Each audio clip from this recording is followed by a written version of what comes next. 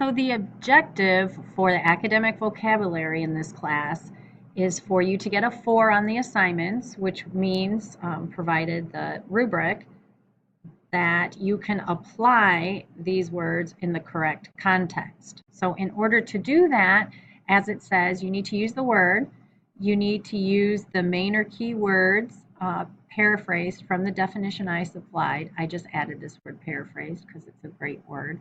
So instead of just copying and pasting the definition I supplied on this worksheet, you are actually going to paraphrase it, but make sure it is clear from your words that you know the exact meaning of the word. Then you have to use it in the language arts context. It has to be applied to language arts. I've then added that you should put the word itself in the sentence in red. You're only writing one sentence per word.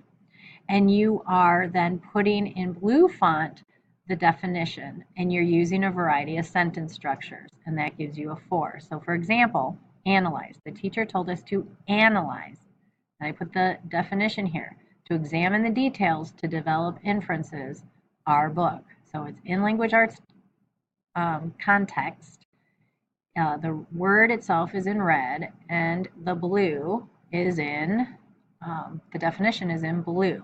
So for example, adequate, looking at adequate. If you look at the definition I supplied for us as it pertains to language arts, is satisfactory, acceptable in quality or quantity.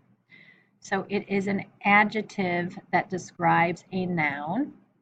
You go to a sentence, and I wrote, the amount of evidence provided was adequate. Therefore, there was enough facts provided, I have to check my grammar there, to prove her claim, and thus the quality of her essay was superb. So the word itself is in red, adequate.